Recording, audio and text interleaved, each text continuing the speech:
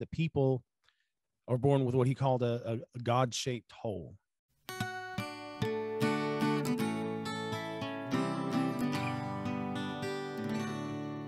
We are Saints in the South, your source for gospel growth and good times. All right, welcome everyone. Episode 130. We got Kenny and myself, Jackson, here. We are holding down the fort while Marcus and his family, they are traveling to North Carolina to go pick up son Gavin, who has completed his mission. Yep. It's a 2-year mission. So returning with honor. That's right. That's right. Sure, it's gonna be a pretty exciting time for them. So it's crazy how fast time. Oh yeah, time goes with that stuff. So it definitely it's quick for us. Yeah, right, exactly. Drags out from mama and daddy a little bit. Yeah. Well, this right. week we are in Ezra and Nehemiah. Yep. And that's right. And the title of this one is I Am Doing a Great Work. And so we start out with the Persian king Cyrus, kind of being inspired of the Lord to send a group of the Jews back to Jerusalem to begin rebuilding that city and rebuilding the wall and the temple, and so forth. And so good stuff. That's right. Yeah. And of course the King of Persia, so he's not necessarily of the covenant people, correct? Mm-hmm. Nope. Right. So he's not a member of the church, so to speak. He doesn't necessarily believe the same things that the Jews do. And that's a good lesson we can take from this whole story, is that, the Lord can use whoever he chooses to use for his means to be achieved, to come about. It doesn't necessarily have to be, one of his chosen people that you would expect to cause things. Anybody. Absolutely. Anybody can be an instrument in his hands. He can use people, touch people's hearts and have them, even the most unlikely people sometimes. I think he does that even more. He does it more than we even recognize and will ever understand. I believe in allowing things to take place. It goes. The spirit isn't reserved for only God's people, so to speak. Right. That's right. So and I think this here is a wonderful example of that. I'm sure we'll never know in this life how much God has been working behind the scenes and influencing people. I was trying to think of a specific example. I know there's some examples of the early church days and the Restoration. I know there were situations back when we were doing the Doctrine and Covenants, Come Follow Me. I know we talked about a few different examples of where people were inspired to do specific things. I think one of the biggest ones I think of was when they were in Carthage, not Carthage jail, but Liberty jail. Mm-hmm. Yeah, Joseph and them and how they ended up escaping. He used non-members, to the Lord did. Yeah. And basically putting on their hearts to figure out a way to let them go. So definitely. And then think of John Tanner too, and the church video Treasure in Heaven. I know I've talked about that a lot. That's right. Like one of my favorite ones where there's just which obviously he ended up joining the church and becoming part of the covenant people. But that was an amazing story of just some random guy that the Lord touched his heart, and he went on to kind of work behind the scenes and do amazing things. He almost single-handedly saved the entire church from financial ruin. Right. His fortune. So it was, that's right. Yep. He was a big deal. He's one of those many unsung heroes that, a lot of people never even heard of. That's right. The other thing that I want to kind of mention about the temple, with their rebuilding the temple here, we recently had a youth temple trip. I say, last weekend, and had a huge turnout. We ended up having both Waycross wards go, and so we had over 40 youth there, but between the two wards and a couple of visitors and everything. But so my wife and I, we had, we have our two older children are old enough to go in the temple, and then our two younger children are not.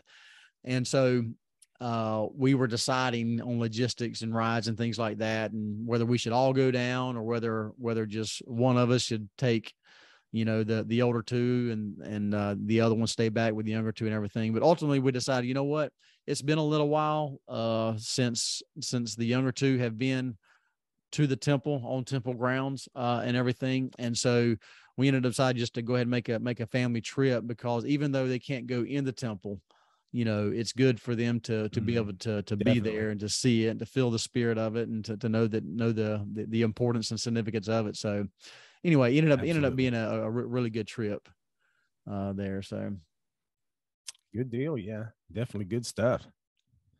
Let's see here.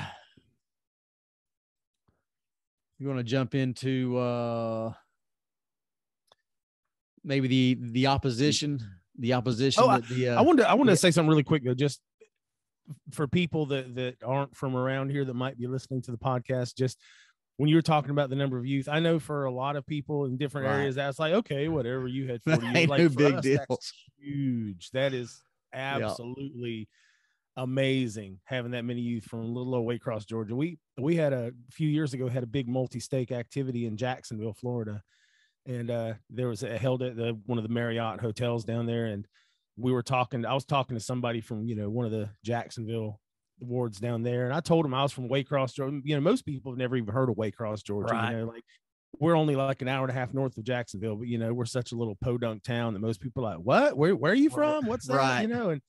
And I was like, yeah, I know about Waycross. He's like, yeah, I'm from Waycross second ward. And his eyes got big. He said, Waycross has 2 wards. I was like, yeah, we got 2 good strong wards up there. Our little podunk Waycross. That's right. Yeah. Yeah.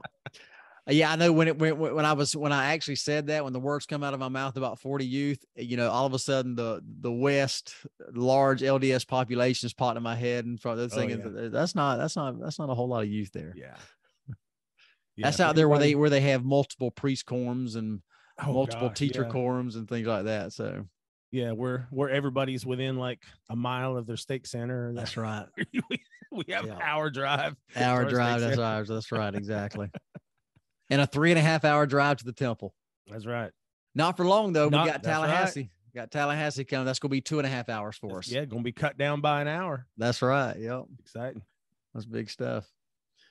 Yeah. So the group of people, Jews, they go back to Jerusalem, and they begin building and working. Well, as expected, they end up facing some opposition. The Samaritans. Yep. I thought it was interesting. The Samaritans, they first offered to help, and then when the Jews said no thanks, what are you doing helping us build our temple? Then they started creating problems and everything for them. I wonder if the Samaritans had an evil design from all along anyway. I think they might have. I've listened to some stuff that there are people that theorize that the problem there was that they knew that if they allowed the Samaritans to help, then the Samaritans would claim they would claim ownership of the temple. They'd be like, well, this is our temple too. And we helped you build it, and they would be able to have a say in what happened. It didn't happen, and stuff like that. So that made sense to me. I was like, I could see that, I could see, they needed to be like, okay, yeah, I appreciate your offer, but no, we got this, this is our thing. This is sacred for us. And, when it's all said and done, we're going to be the only ones involved in this process. So. Yeah, that ownership thing is interesting. I guess maybe what I figured the Samaritans had some conniving designs there, but what I thought about, they should probably go put a little too much sand in the mortar or something whenever. So they might have. That's very possible too. Yeah, in their building of it would make it weak. Mm-hmm.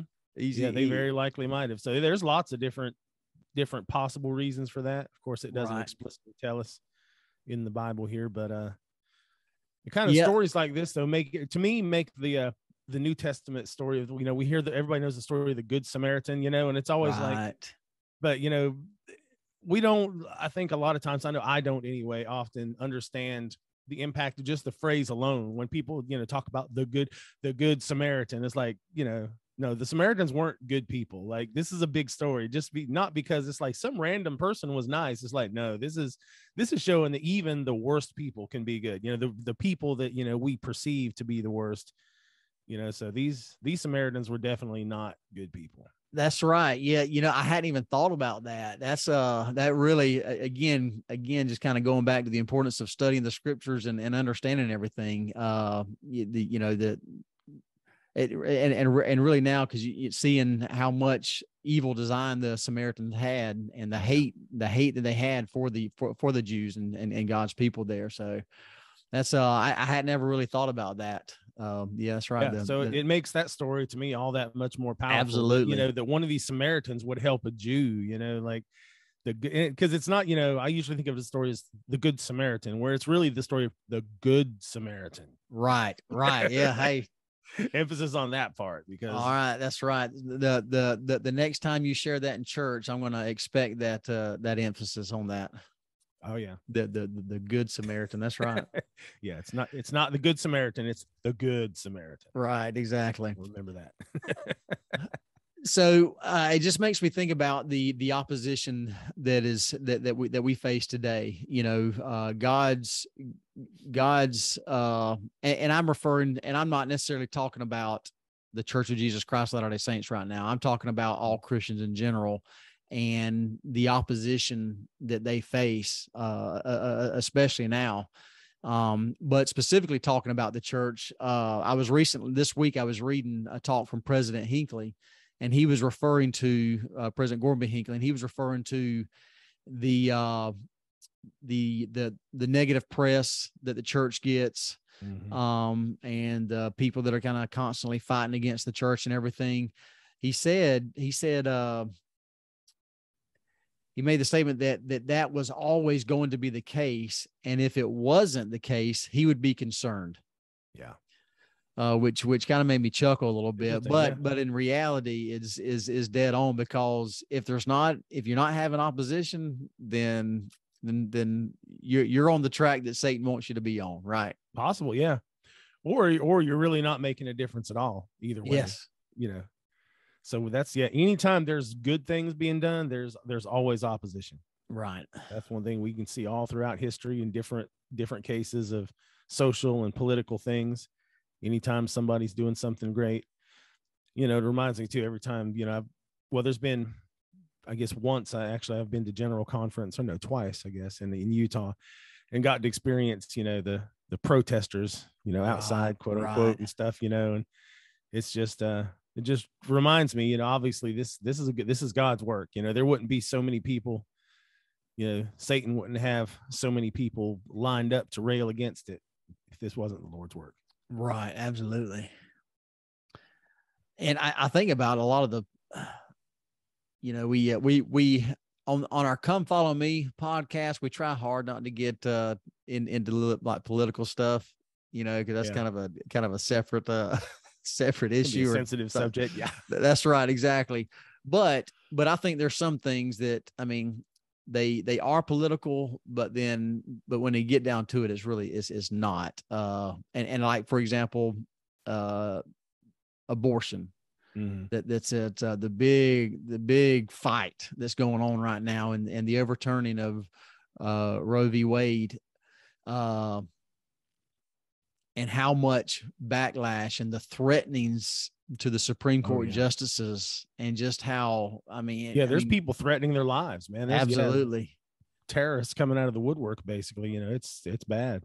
It's real bad. And so I don't know. I just think about that kind of stuff as well, when, because that's they won't, you literally have, we always, we read these Old Testament stories and everything, and just kind of the evil that took place and the sacrificing of children and everything. We're like, holy cow, how in the world do people are that evil?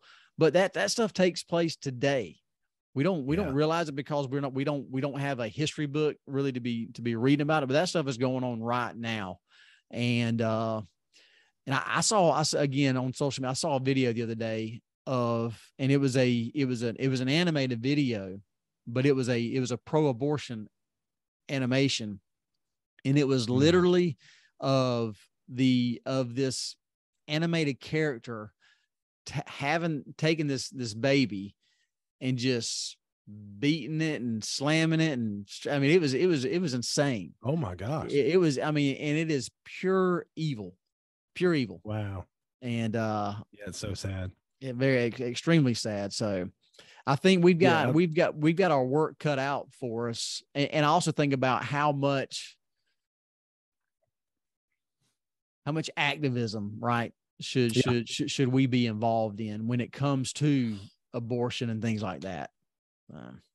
It's a hard thing, because I know there are some people who believe strongly that we should be active and outspoken, and then there are others who that's not their thing, and it's like it's hard to say what's right or wrong, because it's just the difference of perspective. Right. So that's something that I know, like, I know even, in my household is like that. I think my wife and I are kind of divided a little bit in that area, whereas, because she's one of the kindest, most kind-hearted human beings I've ever met in my life. And she is not the kind of person to ever protest anything. Like, it's not going to happen, just because, I don't know, that's not her nature. Whereas, I'm kind of hot-headed, and I'm the type of person who's the opposite extreme. I'm more likely to get out and, I feel passionately about things. And so, I'm likely to be outspoken, and, which can cause problems, you got to be careful being outspoken. Got to be careful that you don't push outside of, once you start getting into contention, you start getting contentious with issues, then, you're not going to have the Spirit with you, and you're not going to be, even if you feel like you're in the right, you might not be, if you don't have the Holy Spirit backing you, then you might as well quit. You're right. Yeah, exactly right. I think you're dead on with that. So I think there's opportunities to open our mouths and be more active when it comes to defending what we know as truth and God's principles and laws and everything. And I think you can do it in a way that is not contentious from your point of view. Although you may be going up against somebody that is very contentious, you can still remain calm, cool, and collected, and everything. And I think that's the way to go about it. The other side usually is very contentious, and that's right. part of the strategy, really, of Satan is contention. Like, I remember years ago that I saw a video. This was been a long time ago, when I was talking about General Conference and the protesters, and there was some guy that had a Book of Mormon on a string and was like throwing it down on the ground in front of people walking into conference, and screaming at him, "There's your holy book, Mormons," and just like throwing it on the ground and pulling it back just trying to just get somebody riled up. Obviously his motive was just to try to make somebody angry enough to like do something. He's trying to provoke somebody, and that's right. I mean, that's Satan right there. That's exactly what it is. That's crazy. And like I said before, too, these people always, I mean, this is a reoccurring thing. And I know I say this a lot, but the thing that gets me is these people always believe they're in the right. Everybody thinks they're on the right side. Everybody thinks they're the good guys, but that's where we got to be careful, because, we can be deceived, because these people, like you're talking about, like these pro-abortion people, it's like, for us, it's like sometimes horrifying to see, the way these people act, and it's scary, and like, holy cow, these people are demonic. But really, they think they're on the right. They really believe they're the good guys, and it's hard to comprehend, but feel like it's just something we all need to watch out for, making sure that we constantly check ourselves. That's right. Anything else you wanted to mention on that? Any of that with the opposition or anything, or the well, just that I know as far as the opposition, one other thing is that I know in our culture today, if we are working toward the things that the Lord wants us to do, a lot of people in the world will criticize that in the way that, these people were being very critical, and, the Samaritans started making false accusations against them and things. And people do that to us, when we're doing the right thing. There's lots of there's two things. There's the ists and the phobics, kind of, you're this ist, you're ageist, you're sexist, you're racist, you're this phobic or that phobic. And, there's these things are thrown, at members of the church a lot, and just a lot of people in faith in general. And it really is just a way to, like, a strategy to defame people, to like falsely accuse people of things. They say, oh, well, you did this, so obviously you hate these people. It's like, well, no, that's not it at all. That's not like, right. Yeah. Like the Jews didn't hate the Samaritans because they wouldn't let them help with the temple. They just, they had their own reasons. Like I said, we don't know exactly what their reasons are, but they obviously had some solid reasons at the time where they're like, well, thank you, but no, thank you. We got this. Right. Yeah. So, yeah, because of that, they started throwing all kinds of crazy accusations out there, and it's something to watch out for today. It's one of those good modern day parallels, I think. Yeah, I'm glad you mentioned brought that up, because I remember reading that now, where the Samaritans started writing letters to the king, right? Yeah. And at this point it wasn't King Cyrus. There were other kings. Yeah, Artaxerxes at the time. That's right, exactly. And so, they're saying, hey, if they finish building this temple, building this wall, rebuilding the city, they're not going to pay you taxes anymore. Right. And they've been known to try and conquer other cities. And that's exactly what they're going to do once they get everything reconstructed, so they're not going to be subject to you anymore. So, and that king was like, well, hold on a second. We can't have that. We can't allow that. Yeah. He said, so all that building's going to stop. So, yeah. And if people today can give us a label, that's what they want. Right. They want us to be labeled phobic, or racist or sexist or whatever it is. If they can give us a label and get that label to stick, then that's a hard thing to overcome, for sure. It is. Yeah. And that's why they throw so many of those labels out there, because it's really just throwing things until they can try to get something that sticks. Yeah. There's lots of them. There's, we could sit here and name several ones that are common, So it reminds me too of even the recently the little bonus episode that we released where you asked Marcus and I about the church cleaning. Right. Yeah. That it's stuff like that. There's people that are critical of the church that are like writing all kinds of horrible things about the church because of, those Mormons are evil and they're hoarding up all this money. They're like a dragon with his gold or something, right. They're just like, just like, the Samaritans were doing. Yeah. Same thing. Attack. I tell you that's what, man, that's Satan's way. Satan's way, for sure. Yep. There's one thing we learn from the scriptures is that, there's nothing new under the sun. Everything that all these things, these crazy stories in the scripture, from thousands of years ago, nothing's really changed. That's right. That's right. Yeah. The characters are different. The settings might be different, but people are still the same. Basically, they're same That's problems. Right. We have the same problems that people have always had.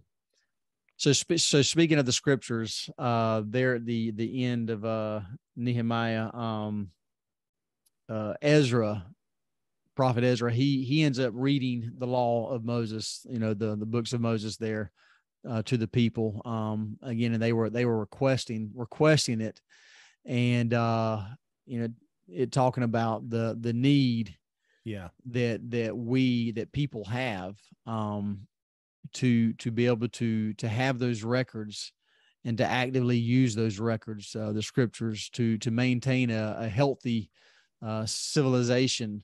Absolutely. What was the what was the group? Was it the Mulekites? I think we talked about a little bit last week in the Book of Mormon that didn't have. Yeah, that's right. They didn't have that. Yeah, they didn't have the records, and so they eventually, basically, their language got all jacked up, and were no longer able to really even understand each other, and of course their civilization was destroyed and everything. But But, you know, we just today, and I was wondering, you know, before the show started, we were talking about, you know, what the statistics look like today with people actively reading the Bible, reading their scriptures.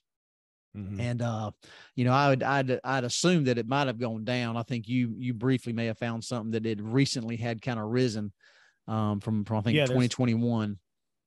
A little bit of spike there. There was, didn't something happen in the past couple of years? Yeah, some kind of pandemic. What's that thing, that worldwide global event that happened?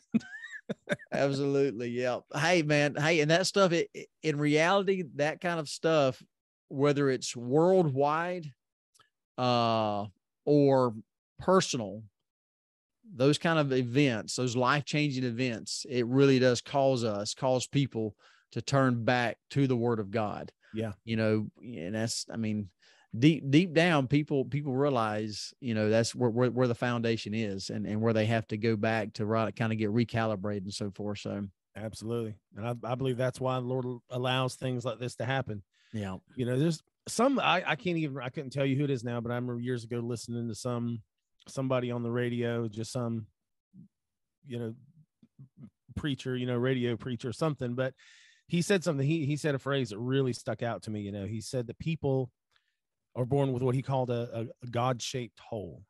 You know, that there's something inside of us that nothing else can fill. And sometimes we might not even realize it until times get tough, and still we're going through hard times. And, you know, we've tried this and we try this, and, you know, we try everything, and we recognize there's something in us, you know, there's a hole there, you know, and there's, you know, like the square hole and round peg, it just doesn't work. And, you know, and eventually, you know, people come to discover that, you know, the Lord has created us with this need inside us for him, because he wants us to return to him. He wants us to have a relationship with him.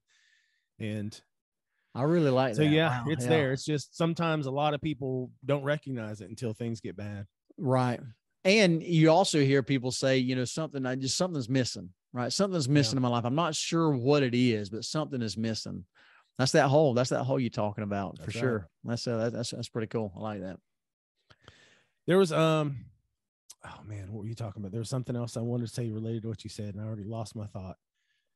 Man, it happens that quick. You're talking about the Mulekites and the, oh yeah, I was just thinking, what you were talking about, the importance of scripture really is like foundational for the preservation of civilizations. It got me thinking about the kind of the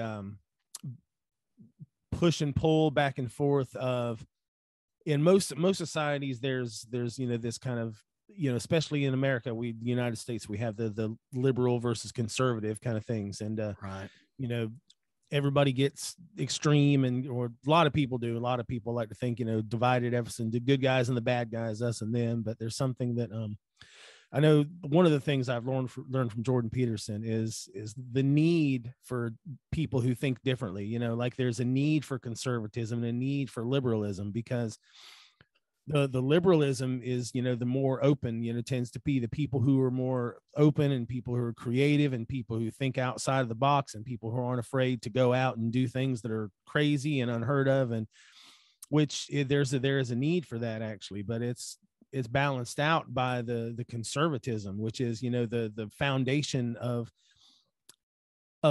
culture that's been established over the course of thousands of years, you know. Right. And it's really, like, it gets me when people try to dismiss religion as, you know, you have a magical sky daddy, or like, you know, they create these weird straw men. So what people fail to realize is that religion is like the foundation of societies. You know, this is the thing that people have, and religion isn't something, you know, when people try to use the magical sky daddy argument or other straw man arguments to dismiss religion, they fail to recognize that most of the major religions are belief systems that didn't just pop up out of nowhere, that developed over a period of time. And this is, people have, it's I'm doing this on the fly, really. In mankind's search for God, we have figured out certain truths that are necessary, crucial for any functioning society to exist. You know, the things like basically the 10 commandments, the things, you know, we don't go around killing people. We don't steal from other people. Like, if we do all these things, people have found out these are the things that make societies work, you know. And it's not just Latter-day Saints. It's not even just Christians that, you know, believe a lot of these foundational things. And so for me, I think, yeah, religion is the most powerful force for preserving the factors that allow a society to flourish and to be solid and established, and for people to be secure and happy. And so I guess that is just that balance back and forth. And so yeah, it is like they're, you know, you can go too far in either direction, but yeah, definitely I feel like the scriptures are the foundation of society. You know, that's something that we have to have. Once we forget about that, you know, we're discovering now, like you're talking about, how religion has been on the decline. You know, we're seeing more and more how when people you know, people thought, you know, 50, 100 years ago, there's people that believed that if humans just get away from religion and all this silly superstitious nonsense, that the human society will flourish and it'll be so much better. And we found that the opposite to be true. Really, there's like absolutely more and more problems happen when you start forgetting about religion and you start forgetting about God. It's like you forget about the things that human beings have learned are the foundational, the things that are crucial for a functioning society and civilization. And that's the key word. That's the word that I was going to say, is that it provides a foundation where, you know, secular people, where they believe religion is not necessary and almost a hindrance. They say that we use it as a crutch. Like we can't survive without something to lean on. They think that we are weak because we have to have something to believe in, or to, you know, put our faith in, so to speak, when in reality it's a foundation, you know. And without that foundation, without a solid foundation, no matter what it is you were trying to build, it will fall.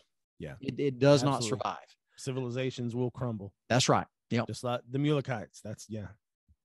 Well, we read, so we have so much about the Nephites and the Lamanites because, you know, there was records there.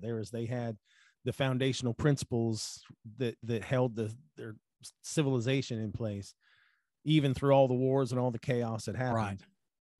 Right. Are you familiar with the amount of time that these great civilizations have lasted? For example, the Roman Empire. Like the Roman Empire is the longest, to my knowledge, you know, as far as single consecutive, like, standing empire. Right. Second would be, I know in China, there are several dynasties that were like, and even Rome is debatable because, you know, Rome claimed to be like 1,000 years old because, you know, they had their myths about what are the two brothers and everything, you know, the foundation of Rome. And, right.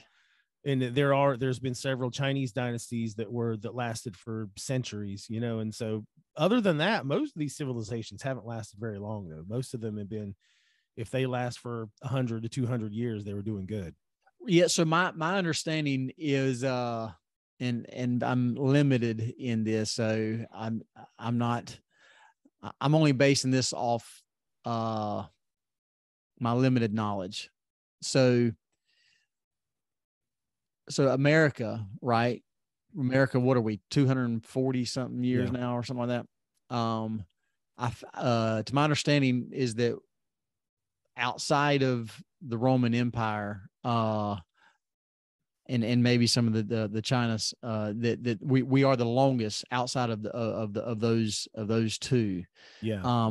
But I didn't know that those were like 1,000 years. I didn't think that they were that long. I thought Rome technically wasn't that long, but, you know, it depends on who you ask. If you ask a historian, they're going to give you a different number. But I know there were people in Rome that, you know, they had their mythology about the foundation of Rome and stuff. And, you know, according to, I guess, the mythological timeline, Rome stood for like 1,000 years. 1,000 years. I'll have to read up on that.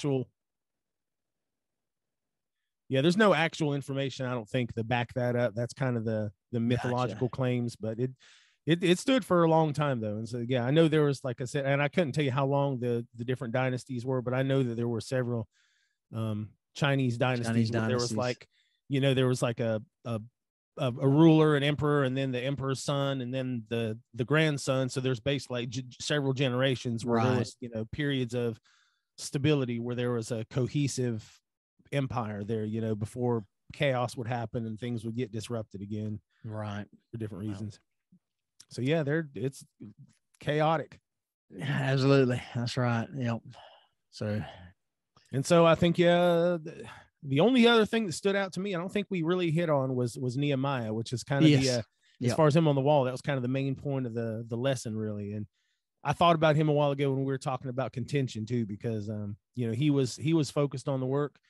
When the Samaritans came up and they started, you know, yelling at him, he didn't throw rocks at him. You know, he didn't tell people to beat him up. He just said, no, I'm busy. I'm good. That's right. That's right. Yeah. Yeah. Yeah. And I think maybe touch on what you were talking about off camera as well, about with Nehemiah. Wait, I forgot the point that I was. Well, you mentioned that he was a slave.